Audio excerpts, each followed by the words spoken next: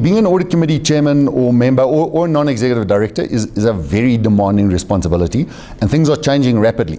Information technology, valuation of assets, currencies, disruption of any description, as well as your statutory responsibility. That Nkonki have stepped up to the plate and are providing not only conferences but also knowledge bases that you can access, and how do I keep myself up to speed? I think that's the responsibility of every individual director, every individual audit committee member, and the companies whose boards you serve on, they'll provide you some access to information that's probably industry specific. Take responsibility for yourself, and the Nkonki databases are definitely a great step in that direction, for which personally, yeah, thank you to Cindy, the other partners, and the team at Nkonki for that.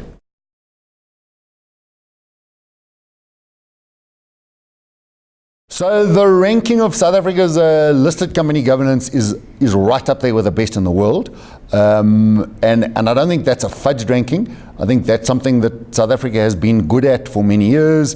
The King Committee reports, etc., but also the caliber of our professionals. The professional non-executive directors, from the vast majority of board chairs through to audit committee chairs, audit committee members, the vast majority of people take these responsibilities very seriously. And then the strength of our financial accounting professions, our external audit profession, and the growing strength of internal audit quality in South Africa as well.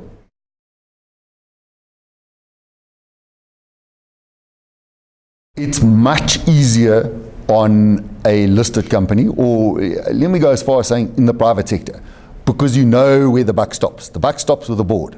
The board is responsible, the board is accountable, there's no other authority. Sure, the shareholders can get together in general meeting and replace the board. Well, that doesn't happen very often, but the board is in charge. It's the ultimate authority. There's no debate about that. The CEO, the CFO, they're part of the board. They operate under delegated authority of the board. So responsibility for your value system, your ethics, your behavior in the organization, your reputation, your brand.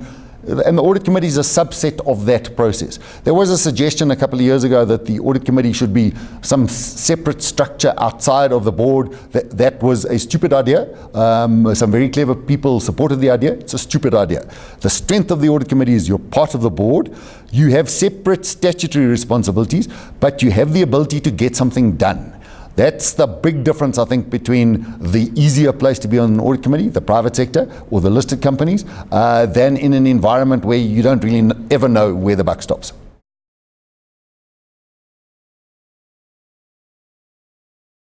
The new external audit report, yeah, I think that's fine. IFRS, we need to be very careful.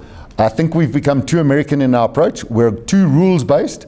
And it saddens me, chairing one listed company's board and the audit committees of 4 other listed companies, saddens me that the most frequent question I get from shareholders is, tell us the real numbers. We've seen the IFRS numbers, but tell us the actual underlying sustainable numbers, because we don't understand these numbers. If IFRS works for the select few of us in the profession who understand it, but doesn't work for everybody else, we've lost the plot.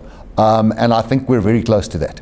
If that's the question that keeps getting asked, what are the real sustainable underlying numbers, we're going to have to go back and look at our formula, and I think maybe we've overcooked IFRS now.